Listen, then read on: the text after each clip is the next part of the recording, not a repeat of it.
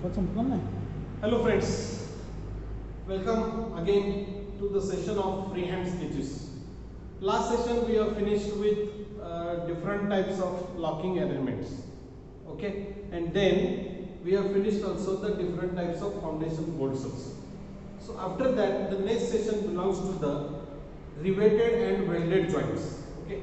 So out of riveted and welded, today's part of discussion is about the riveted joints. मित्रो joints मध्ये दोन प्रकारचे joints असतात, एक परमनंट जॉइंट असतो आणि एक असतो तो टेम्पररी जॉइंट असतो, ओके. आता बऱ्याच वेळेला आपण दोन मेटल सरफेसेस जेव्हा जॉईन करायचे असतात तेव्हा आपण व्यवहारामध्ये जी प्रोसेस बघतो ती प्रोसेस म्हणजे वेल्डिंगची असते आणि बऱ्याच जणांना वेल्डिंग ही प्रक्रिया काय आहे हे माहिती पण आहे. पण बऱ्याच जणांना रिवेटिंग ही प्रक्रिया सुद्धा दोन मेटल सरफेसेसच्या जॉइनिंगसाठी वापरली जाते याची माहिती खूप कमी जणांना आहे. याचं कारण आहे की ज्या प्रमाणात आपण वेल्डिंग बघतो त्या प्रमाणात आपण रिवेटिंग ऑपरेशन बघतच नाही.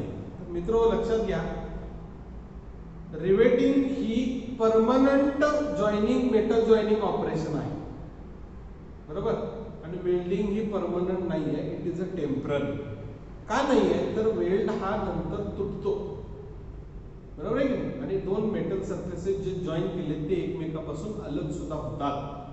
पण रिवेटेड जॉईंट हा काय होत नाही, तुटत नाही, त्यामुळे तो परमनंट जॉईंट. आता रिवेट ह्या शब्दाला आपल्या बोलीभाषेमध्ये रिबीट हा शब्द आहे, रिबीट, बरोबर. आता याची उदाहरणं खूप ठिकाणी जिथं जिथं शक्यतो शीट मेटल वर्क आहे, पत्र्याचं काम जिथं जिथं आहे तिथं सगळीकडे मित्र हो या रिवेटिंग ऑपरेशनला प्रेफरन्स दिला जातो, बरोबर. फॉर एक्झाम्पल सगळ्यात सोपं उदाहरण दैनंदिन डोळ्यासमोरचं म्हणजे महामंडळाच्या आपल्या एसटी महामंडळाच्या ज्या गाड्या असतात त्या गाड्यांची जी बॉडी बांधलेली असते लाल कलर मध्ये वरती जे असतं त्याचा टप किंवा साईडच्या बाजूच्या जर तुम्ही बघितल्या साईड्स तर तुम्हाला तिथं गोल गोल गोल गोल गोल वॉशर सारखे पोर्शन सगळे दिसतील आणि तिची रांगच्या रांगच असते, बरोबर आहे. तर ती सगळी रांग म्हणजे रिवेटची रांग आहे. दोन पत्रे एकमेकाला जोडण्यासाठी ते रिवेटिंग आहे. रिबीटिंग हा वापरलेला शब्द आहे, लक्षात घ्या.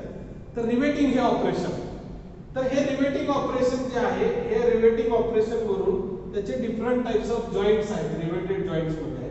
आता ह्याच्यामध्ये दोन प्रकार असतात, त्याचं जॉइनिंग कसं केलंय याच्यावरून दोन मूलभूत प्रकार आहेत, एक लॅप जॉइंट आहे आणि एक बट जॉइंट आहे. LAP लॅप आणि BUTT बट. आता लॅप मध्ये जे प्रकार आहेत ते आपण बघतोय, बरोबर.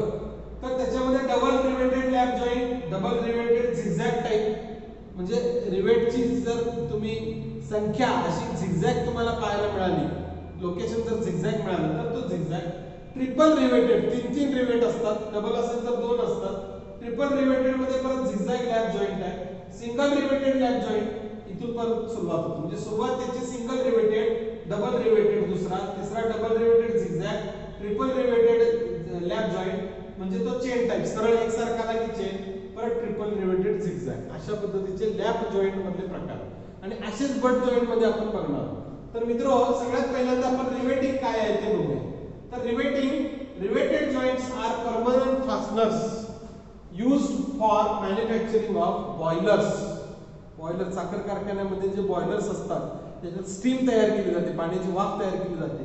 बॉयलर्स, स्टोरेज टँक्स, मोठे मोठे स्टोरेज टँक्स असतात, स्टोरेज टँक्स मध्ये ड्रम्स साठी वापरले जातात. They are also used to fasten rolled steel in structural work such as bridge and roof trusses. तुम्ही बघितलं असाल ब्रिटिश कालीन पूल म्हणजे ब्रिज जे तुम्ही बघितलं असाल तर त्याच्यामध्ये तुमच्या लक्षात येईल की ते लोखंडाच्या मोठ्या मोठ्या चॅनल्स पासून बनवलेले असतात आणि त्याच्या जवळ जाऊन तुम्ही बारकाईने बघितलं त्याच्यावर तुम्हाला गोल गोल गोल गोल असे प्रोजेक्शन्स आलेले दिसतात.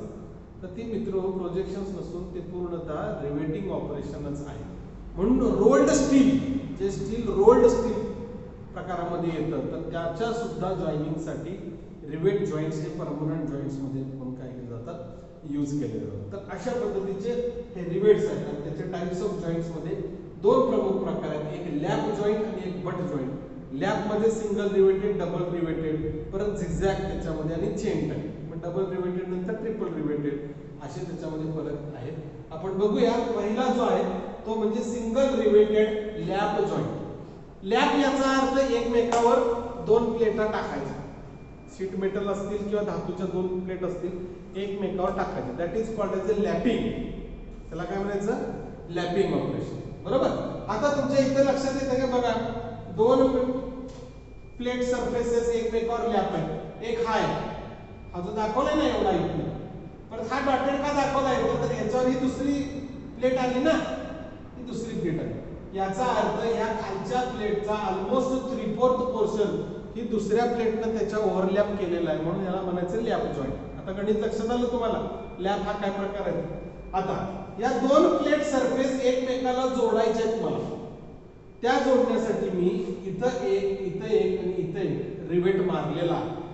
आता हा जो आहे, हा जो सिंगल रिवेट आहे, एकच रिवेट आहे ना, बरोबर आहे की. आणि हा बघा एकसारख्या एका ओळीमध्ये आहे, समजलं की, तो चेन टाइपच आहे. तर हा सिंगल रिवेटेड आहे. या रिवेटेड मध्ये इथं त्याचा फ्रंट व्ह्यू दिसतो तुम्हाला आणि हा त्याचा टॉप व्ह्यू आहे. या फ्रंट व्ह्यू मध्ये हे जे सेक्शन लाईनचा जो पोर्शन दिसतो हा थिकनेस आहे पहिल्या प्लेटचा, म्हणजे ह्या वरच्या प्लेटचा थिकनेस हा झाला, जाडी हो. त्याला सेक्शन लाईन्स अशा आल्या आणि ही खालची प्लेट आहे, त्याच्या सेक्शन लाईन्स इकडे आल्या, म्हणजे ह्या दोन प्लेट एकमेकावरती ओव्हरलॅप झाले. दोन्ही सरफेसेस वेगळे डिनॉमिनेट करण्यासाठी उलट्या दिशेने सेक्शन लाईन्स आहेत, समजून घ्या. बरोबर. आणि मग याच्यातून हे ड्रिल मारतात, ड्रिल पास करतात आणि ह्या ड्रिल पास केल्यानंतर म्हणजे होल मारायचं, त्याला पंच करायचं आणि त्याच्यात तो रिवेट घालायचा. आता रिवेट कसा असतो ऍक्च्युअली डायमेन्शनला, तर मित्रो असा असतो, ह्याला कप असतो वरती असा आणि हा त्याचा स्टँड असतो असा. बरोबर. मग या प्लेटला होल टाकलं, आता मी इथं दाखवतो तुम्हाला, इथं एक प्लेट केली अशी आणि इथं एक प्लेट केली अशी. या प्लेटचा सरफेस हा केला, या प्लेटचा सरफेस असा केला. आता मी काय करणार, याच्यात मी होल टाकल्यानंतर माझा इथं पोर्शन एवढा मोकळा झाला, होल पाडलं ना, ड्रिल पाडलं दोन मेटॅलिक सरफेस मध्ये. आणि मग हे जो रिवेट आहे तो मी ह्याच्यात इन्सर्ट करणार. ह्याच्यात इन्सर्ट केला की हा वर आला की ह्याला वरती हेड वरती ठोकणार, हॅमरनं ठोकला की ह्याच्यावर बरोबर त्याची कॅप बसणार अशी. आता कॅप बसली इथं आणि हा इथं असा पास होऊन इथं खाली आला बघा, असा खाली आला. आणि मग ह्याला एक कप होल्डर असतो, कप होल्डर असतो असा, कप होल्डर असं नावाचा डिव्हाइस असतो. हा कप होल्डर असा त्याच्यामध्ये खाली धरायचा आणि ह्याला वरनं ठोकायचा असं. त्याला काय करायचं, वरनं ठोकायचं असं. हे ठोकलं की हे जे मटेरियल आहे, हे मटेरियल सगळं इथं काय होतंय, कॉम्प्रेस होतंय आणि हा सुद्धा मागच्या बाजूला सुद्धा जसा हा वरचा डोम दिसत होता तसा दिसतो. म्हणजे तुम्ही जर त्याचं ड्रॉइंग इथं बघितलं परत एकदा काढून तर तुम्हाला काही दिसणार नाही, तर तुम्हाला इथे एक डोम दिसणार आणि इथे एक डोम दिसणार आणि हे रिप्रेझेंटेशन इथं दाखवलं. आणि हा डायमीटर जो आहे, हा diameter this is D, this is shank diameter, this is shank diameter, this is the T, T is the thickness of the plate. लक्षात आलं. तर असं ऑपरेशन करून हे रिवेटिंग करतो. हे मेकॅनिकल रिवेटिंग आहे. आता ऑटोमॅटिक रिवेट आहेत, गन सारखे, गन सारखे नुसतं पत्र्यावर धरायचं, गन टाकली टॉप झालं, रिवेटिंग. पुढं मागं कप तयार झाला, रिवेटिंग झालं. तुम्ही बघितलं असाल बरेच असे ऑपरेशन्स तुम्ही आता ऑटोमॅटिक झाले. तर आता ऑटोमॅटिक रिवेटिंग गन आहे, त्यानं त्याचं काम लय सोपं आहे, बंदुकीसारखंच काम होतं. ते गोळे झाडल्यासारखाच आवाज येतो त्याच्यात आणि ते बरोबर त्याच्यातनं पास करतं रिवेट आणि कॉम्प्रेस पण करतं. अशा पद्धतीने आपण लाँगच्या लाँग चेन आपण काय करू शकतो, रिवेटिंग करू शकतो. समजलं. ड्रिल ही त्यात आणि रिवेटिंग पण त्यात. हे जे मी सांगितलं आहे हे मेकॅनिकल प्रोसेस आहे रिवेटिंगची. एक एक रिवेट ठोकायची पद्धत पूर्वीच्या काळी वापरली होती, पण फिनॉमिना समजण्यासाठी हे कळणं गरजेचं आहे. भले ते नंतर ऑटोमॅटिक झालं, तो विषय नंतर आहे, पण मूळ त्याचं ते अशा स्वरूपाचं. लक्षात आलं. आणि इथं जो मटेरियल आहे तो शँकचाच पोर्शन असतो, तो इथं बरोबर जाऊन बसतो आणि अशा पद्धतीने हे रिवेटिंग तयार होतं. याच्यामध्ये हे डिस्टन्स महत्त्वाचं असतं, that is pitch. P is the pitch distance between two centers of the rivet. हे P is equal to 3D. बरोबर. त्याचं डायमेन्शन इथे मस्त दिसतंय बघा 3D मध्ये. वरची प्लेट, खालची प्लेट, त्याच्यामध्ये हा रिवेट. बरोबर. आता हे काढत असताना तुमच्या लक्षात येते का बघा, ही खालची जी बेस प्लेट आहे, खालची बेस प्लेट ती, त्यामुळे इथनं आलेली लाईन बरोबर प्रोजेक्शन ह्याच्यावरती आलं पाहिजे, इथनं आलेलं प्रोजेक्शन ह्याच्यावरती आलं. दुसरं इथं बघायचं, हे प्रोजेक्शन इथं आलं. आता तुम्ही मला असेल तर दोन लाईन कशा आल्या, तर मित्रो इथं जी प्लेट आहे, इथं मी दाखवतो बघा, ते इथं जी प्लेट आहे ना, इथं मी एज काढली, तर ह्याचं प्रोजेक्शन आणि ह्याचं प्रोजेक्शन ह्याच्यामध्ये जो क्रॉस सेक्शन ही मुद्दाम तिरका दाखवलेला आहे थिकनेस दिसण्यासाठी, तर त्यामधला डिफरन्स म्हणजे या दोन लाईन आहेत मित्र. लक्षात आलं? इथं ही एकच दाखवलेली आहे, ही एकच दाखवली, पण इथं जर प्रोजेक्शन काढलं याचं तर ते हे प्रोजेक्शन इथे येणार, तर ते अशा पद्धतीने येणार. समजलं का? या दोन लाईन्स काय आल्या, इथे एक लाईन काढली. तुम्ही मला परत इथं दोन लाईन डॉटेड आल्या, कशाचे आले? या खालच्या झाले. मग खालच्याला हा जो खालच्याला आहे त्याला सुद्धा आपण असं काय काय दाखवायला पाहिजे, तिरका दाखवायला पाहिजे, आणि त्या दोन एजेस इथं ओढायचे. हा एक पॉइंट आणि ह्या एक पॉइंटचं प्रोजेक्शन ओढायचं आणि हे डॉटेड. आणि ही सेक्शनल व्ह्यू महत्वाचा आहे मित्रो. या ए ए ही सेक्शन दाखवलेला आहे एकाचा, ऑब्झर्वर इकडनं बघायला लागलाय त्याला, हा अर्धा कापला की तो रिवेटचा सेक्शनल आला, म्हणून इथं सेक्शन द्यायचा आहे. समजतंय का बघा? आणि मग हा रिवेट पूर्ण दिसू लागला तुम्हाला. नाहीतर नुसताच वरचा कप दिसणार आणि खालचा कप दिसणार, कारण बॉडी जी आहे तिची शँक जो आहे तो आत असणार आहे प्लेटच्या सरफेसच्या थिकनेसच्या आत, त्यामुळे तो दिसणार नाही. निव्वळ आणि निव्वळ हा सेक्शन घेतल्यामुळे तो दिसतो. तर अशा स्वरूपाचा सिंगल रिवेटेड जो आहे तो लॅप जॉइंट आता तुम्हाला याच्या समोर आहे. काढत असताना हा पण व्ह्यू आणि हा पण व्ह्यू, दोन्ही व्ह्यू काढायचे आहेत मित्र, फ्रंट आणि टॉप, तर ते बरोबर आहे, अदरवाइज ते चुकीचं आहे. नेक्स्ट दुसरा, सिंगल रिवेटेडच्या ऐवजी गणित आता झालं डबल रिवेटेड. एकापेक्षा दोन रो झाले, मगाशी एकच रो होता रिवेटचा, आता दोन झाला. आणि हा लॅपच आहे, कारण ह्या प्लेटनं खालच्या प्लेटला ओव्हरलॅप केलेला आहे. फक्त एकच्या ऐवजी दोन, इथं दोन आले, इथं दोन आले, इथं दोन आले. या दोन्ही मध्ये डिस्टन्स आहे तो पिच म्हणून दिलेला आहे. इथं डिस्टन्स तुम्हाला दिलेला आहे, पिच आहे. हे distance 1.5d, this is 2d + 6 1.5d. आणि हा बघा, हा टेपर जो दाखवला ना तुम्हाला थिकनेसचा 10 डिग्रीचा अँगल दाखवला, म्हणून ह्या दोन लाईन आल्या. समजतंय का बघा? तर अशा पद्धतीने इथं सुद्धा 10 डिग्रीचा अँगल येणार आणि ह्या दोन डॉटेड लाईन्स येतात. त्यामुळे फरक कायच नाही सिंगल रिवेटेड आणि डबल रिवेटेड मध्ये. रो फक्त एक वाढला, लॅप आहे म्हणतात एकावर एक प्लेट आली, त्यामुळे ही सेक्शन व्ह्यू दाखवायचा आणि ही डायमेन्शन्स प्रॉपरली मेन्शन करायची. परत एकदा सांगतो, इथनं या कॉर्नरची एक डॉटेड एक लाईन आणि आतल्या थिकनेसची 10 डिग्रीच्या डिफरन्सच्या ह्या दोन आल्या. इथं दाखवलेलं आहे फक्त 10 डिग्रीच्या ह्या दोन आल्या. हे सरळच काढलाय, त्यामुळे हे सरळ एकच एज आली. परत हा सरळच काढलाय, त्यामुळे एक सरळ. तुमच्या लक्षात येते का बघा? या सरफेसला इथं थिकनेस दाखवला इन्क्लाइन 10 डिग्री, हा प्लेन दाखवला. या केस मध्ये इथं इन्क्लाइन दाखवला 10 डिग्री, इथं प्लेन दाखवला. थिकनेस टी दोन्हीकडेच मेंटेन आहे. तर हा पण व्ह्यू काढायचा, हा पण व्ह्यू काढायचा. सेक्शन ए इथं मेन्शन करायचा, इथं लिहायचं सेक्शन ए आणि मग त्याला सेक्शनल व्ह्यू मध्ये रिप्रेझेंट करायचं. तर असा जो आहे हा दुसरा जो आहे double riveted lap joint. Double riveted म्हणजे दोन रो, एका खाली एक रिवेट. ओके, नेक्स्ट बघूया आपण. तिसरा जो आहे डबल रिवेटेडच आहे, पण एका सलग जे होतं ते अल्टरनेट येणार, म्हणजे झिगझॅग, एक इकडं एक तिकडं, एक इकडं एक तिकडं. बघा, एक इकडं एक तिकडं, असे दोन रोज आहेत, प्रश्नच नाही. पण चेनला कसं होतं मगाशी डबल रिवेटेडला, इथं पण होता आणि इथं पण लगेच होता. आता इथला ऍक्सिडेंट झाला, तो खालच्या रो मध्ये आला, त्यामुळे हा इकडं, हा इथं, हा इथं आणि हा इथं, असं जे गणित झालं म्हणजे त्याला म्हणायचं झिगझॅग. बरोबर? बाकी विषय तोच आहे. सांगितल्याप्रमाणे इथं दोन डॉटेड लाईन आल्या तर इकडे ही एकच लाईन येते, इथं दोन कंटिन्युअस लाईन आल्या तर इकडे एकच कंटिन्युअस लाईन येते. प्लेटवर प्लेट झाला म्हणजे तो ओव्हरलॅप झाला. तर अशा पद्धतीचा हा जो आहे double riveted zigzag type rivet joint. Zigzag का म्हटलं लक्षात आलं? हे अल्टरनेट आहे अशा पद्धतीने.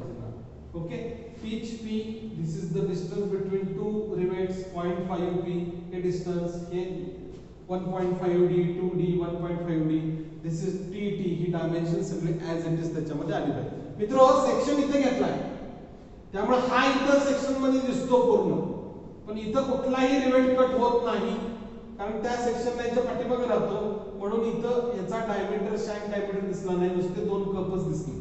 हे समजून घ्या. हा टॉप व्ह्यू आहे आणि हा सेक्शनल फ्रंट व्ह्यू आहे, हा फरक त्याच्यामध्ये समजून घ्या. नेक्स्ट, यानंतरचा जो आहे तो डबल रिवेटेडच्या ऐवजी ट्रिपल रिवेटेड झाला आणि चेन टाइप आहे. चेन म्हणजे काय झालं, हे वाढलं ना असं, बरोबर आहे? दोन होते तो पण काय आपण म्हटलं नव्हतं, त्याला डबल रिवेटेड नुसतं म्हटलं होतं. आता तीन रिवेट झाले म्हणजे दोन पेक्षा संख्या जास्त झाली, असं आपण किती पण चेन मध्ये जाऊ शकतो. आणि झिगझॅग नाही आहे, सलगच आहे मित्र, झिगझॅग नाही आहे, त्यामुळे नाव आहे ट्रिपल रिवेटेड लॅप जॉइंट. तीन रिवेट सेक्शन मध्ये दिसणारच आहेत. हा सेक्शन घेतला की तो घ्या, इथं घ्या, हा पहिला घ्यायचा शक्यतो, म्हणजे हा पहिला झाला की हा एक्सपोज होतो, म्हणून इथं सेक्शन नाही घेतो. लक्षात आलं की नाही? ओके. तर या पद्धतीने हे तिन्ही एक्सपोज होतात इथं या पद्धतीने आलेले आहे. बघा इथं आलेला थिकनेस आला, इकडं अँगल 10 डिग्री आला तर इकडं प्लेन दाखवायचं सरळ, आणि इकडं 10 डिग्री आला, इथं 10 डिग्री आला तर इथं दाखवायचा ह्याला सरळ व्हर्टिकल प्लेन दाखवायचं. समजलं? म्हणजे इथं दाखवताना मी तुम्हाला दाखवलं इथं स्ट्रेट आलं तर इथं इन्क्लाइन, बरोबर.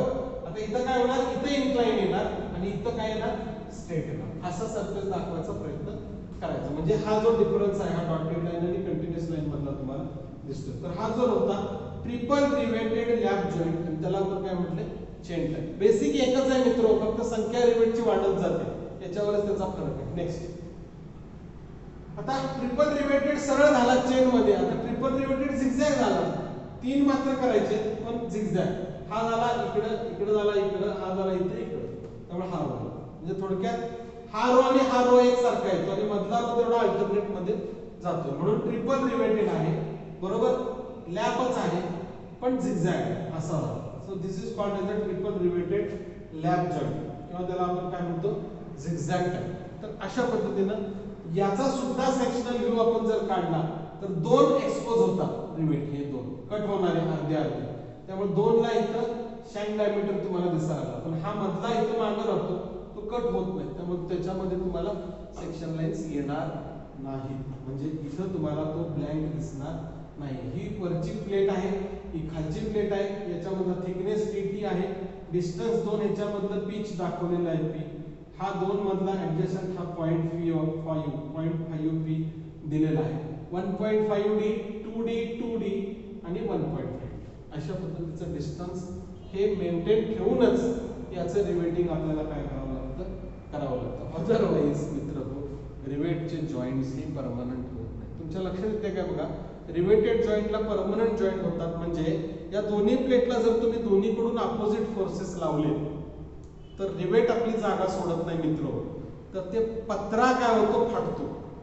म्हणजे त्या पत्र्याचा गाळा जो रिवेटचा आहे तो इतका मोठा होतो आणि तो त्या रिवेट मधनं बाहेर होतो. बऱ्याच वेळेला महामंडळाच्या एसटी मध्ये तुम्ही आत बसल्यानंतर तुमच्या लक्षात आलं असेल की ते पत्रा उचकटून बाहेर आलेला असतं, कारण रिवेट त्या जागेवरच असतं. म्हणजे तिथं रिवेट आणि शीट जिथं असते, इथं हा जो कॉन्टॅक्ट एरिया असतो, इथं शियर फोर्सेस डेव्हलप होतात. शियर फोर्सेस डेव्हलप झाल्यामुळे ही प्लेट इकडं आणि ही प्लेट इकडं असं स्ट्रेचिंग झाल्यामुळे काय होतंय, इथला गाळा होतोय मोठा. हा गाळा इतका मोठा होतो तर हे पत्रा जो आहे या क्लबच्या हेड मधून वरनं उचपडतो आणि रिवेट मात्र आपली जागा सोडत नाही. एवढं चिवट आणि एवढं स्ट्रेंथ असणारा हा मेकॅनिकल एलिमेंट आहे रिवेट. त्यामुळे रिवेटेड जॉईंट्स हे खूप शीट मेटल वर्क मध्ये तर खूप लार्जली किंवा रोड स्टील मेटल मध्ये सुद्धा काय केलं जातं, जास्त प्रमाणात प्रेफर केले जातं, कारण त्याची स्ट्रेंथ ही काय आहे, प्रचंड आहे. त्यामुळं लक्षात ठेवा, हे टाईप्स आपल्याला परीक्षेमध्ये आहेत. यापैकी कोणताही एक आता घेणार आहे मी, तो घेतलेला लॅप, आणि आणखी एक घेणार आहे आता, तो दुसरा म्हणजे तो बट जॉईंट घेणार आहे. तर त्या बट जॉईंट पैकी कोणतापैकी एक परीक्षेला असतो, त्याचे मार्क असतात 2 मार्क. ओके, ठीक आहे. Okay, thank you very much.